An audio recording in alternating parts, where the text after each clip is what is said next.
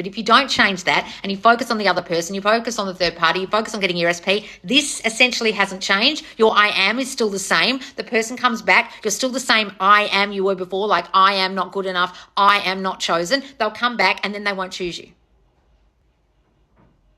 Because you're still reflecting out what you originally thought, which is what you need to change.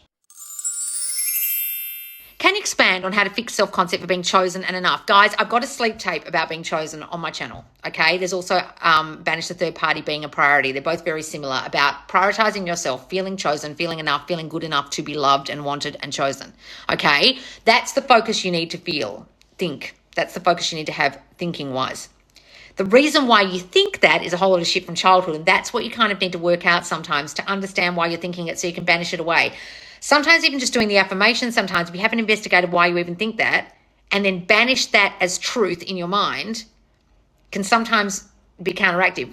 I'd like you guys, like a lot of people think I focus on the past or childhood in my TikToks, right? Or in my coaching, which I really couldn't care less what they think. And they think I'm teaching you healing or self-love. I'm not teaching you any of that. I'm trying to tell you to focus on where in your story that started, or who told you that, or where did that come from?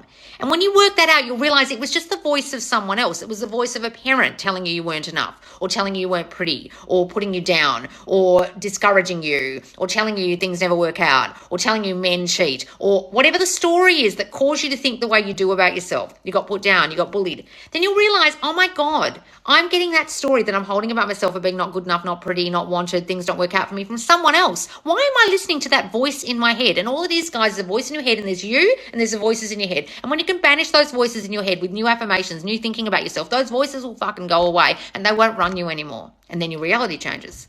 That's why I want you to investigate why the fuck you think the way you think. Because sometimes you don't understand that it's not even you thinking that. It's just become your thinking. But someone else put that in there. Who was it? Why did they say it? Who cares why they said it? But who was it who said it? And then banish it as someone else's voice. It's a parental voice. It's the voice of a teacher. It's a sibling. It's an old relationship. It's something a horrible bully said to you at school. Banish it because it's not you. There's you and there's your voices. And if you can change the voices to your voices, the ones you choose, they're your affirmations. Then you'll be in the new state of you that will manifest something new, like people choosing you. People thinking you're enough because now you think it about you. It reflects out and they'll reflect it back to you. And that's simply how manifesting works. And that's why my self-concept course is a manifesting course, because that's all manifesting is. What you think you am. Your I amness. What you think you are is what manifests. And if anyone's teaching you self-concept like it's self-love, self-esteem, self-confidence or healing, is a fuckwit. They're not understanding that all manifesting is a reflection of your deep core thinking about yourself, your I am. What do I think I am? If you think you am a person who isn't chosen, you won't be chosen. If you think you am a person who isn't good enough, you won't be good enough for the relationship and they won't choose you for it, or the job, or the money, or whatever. And if you change that, everyone reflects it and then your reality changes. But if you don't change that and you focus on the other person, you focus on the third party, you focus on getting your SP, this essentially hasn't changed. Your I am is still the same. The person comes back, you're still the same I am you were before, like I am not good enough, I am not chosen. They'll come back and then they won't choose you.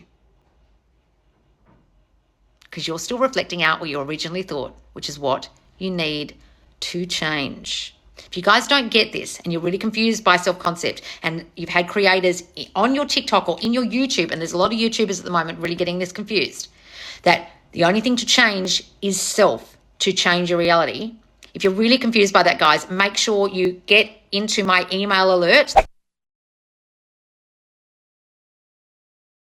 Because once you get this, and then you realize, oh my God, I need to figure out what this thinking is I have, and you haven't worked it out, inside the course is a test, is an assessment, and I will assess what your self-concept issues are. Then you'll realize, oh fuck, I think this stuff. I didn't even realize I thought it. Then you'll go, where did I get that from? Oh, this. Well, who cares where I got it from? Now I'm going to think this. When can we book your self-concept course? Have I missed it? No, darling, it's not out yet. Guys, make sure you put your email in my TikTok bio. It's just an email alert and you'll be added to the subscriber list and you'll know straight away when the course is out. And also the monthly coaching group, which will be really, really helpful because I'll be coaching others every week, 2 sessions a week, 12 different people, deeply analyzing their shit, and you can watch and discuss live, okay, and watch it back.